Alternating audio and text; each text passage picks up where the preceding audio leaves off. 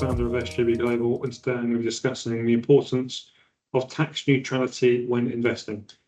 So one issue that arises when you are an expat is cross-border tax complications. So let's just say in my scenario, I'm from the UK, but I live in Spain. There is cross-border tax complications because I'm originally from the UK, and if I have my assets in the UK, then potentially there's problems because I have to base the rules on what the double taxation agreement states between the UK and Spain, and it's never simple. So a good solution that you can put in place is make sure that you invest your assets in a tax neutral jurisdiction. So tax neutral jurisdictions are places that have no taxes. So no capital gains tax, no dividend tax, no inheritance tax, no taxes of any sort when you are thinking about the type of taxes that you pay with investments. And these jurisdictions, or the most common jurisdictions, are places like the Isle of Man, Luxembourg, Jersey, Guernsey, and Cayman Islands. So the reason that's important is because what you then don't do is deal with the different implications that can happen. So one example I can give is, for example, if you have your assets, for example, your investments that are domiciled in the US. So the way you can find that out is you can look at an ISIN number. It tells you where that fund or ETF is domiciled. And if it states US at the beginning, then it's domiciled in America. So if it is domiciled in America, then you potentially have withholding tax on dividends, and there are also potentially estate taxes on death. So easy ways to avoid that is by making sure you have your investments domiciled in a tax neutral jurisdiction. So think islands, that's the most common, and the ISIN number begins with IE. You've got Luxembourg, which is LU. Those are the two most common ones, which means that there aren't any withholding taxes whatsoever. And if you compare just having a US fund versus an Irish fund, you could buy the exact same fund, but it's just domiciled in a different jurisdiction.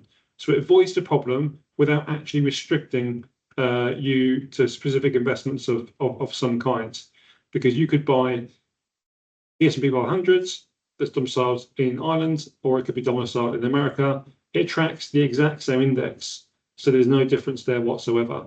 But when thinking about the actual place where you're buying and selling investments, that is really, really important, because if I invest my money in a UK platform, then I'm always going to have the worry if I move to a different country, for example, and there isn't a double taxation agreement, or there is something that stipulates that on death there isn't any type of legislation that states what happens for inheritance tax, which means potentially I could end up being taxed in a different country for inheritance because my investments are based in the wrong jurisdiction. So tax neutrality deals with those issues because it means you don't have to worry about that. And it can be portable globally as well. So just to give you an example, again, I used to live I've lived all over the world. So I lived in South America, Latin America, and the Middle East whilst I've been working in finance. And in those jurisdictions, people always make sure they kept their money in a tax neutral jurisdiction. But if you take the UAE and Saudi Arabia as examples where I actually did live before, that isn't necessarily the best place to have your money, because in Saudi Arabia or the UAE, if you leave the country, then those accounts have to be closed down.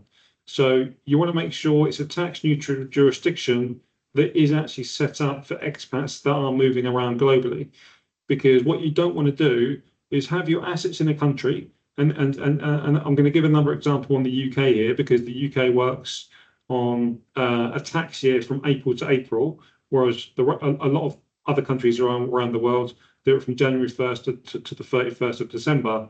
So if you're moving mid-year, you may end up becoming a tax resident in, let's say, for example, the UK in the year that you actually moved, and you sold your investments thinking it was going to be tax-free in Saudi Arabia, but you entered the tax year in the UK, which means you've ended up paying tax. And that's an easy thing to avoid by making sure your assets in a jurisdiction where if you move anywhere around the world, you haven't got to close that account down. So these types of platforms and investments are normally, they can normally only be set up with an international financial advisor like ourselves. So if you do have a very global outlook on where you're going to end up, it's important to make sure you speak to the right advisor and also a company that has regulations globally. Because if you're dealing with an advisor that can only help you in the Middle East, for example, but you plan to retire in Europe, that's no good. Likewise, if you're going back to the UK, you want to make sure that that advisor is qualified to give you advice and regulated in that country as well. So for us as a company, we're pretty much covered around the globe to be able to help you if you do move to a different country. So that is a real big benefit in working with a company like ourselves. So this was just a short video to give you some of the basics. It can be a bit more complex if we're looking, for example, at some investments that you do already have in a jurisdiction where there are cross-border complications. So it's not black and white. This is what we do for every single client. It really depends on each individual's personal circumstances.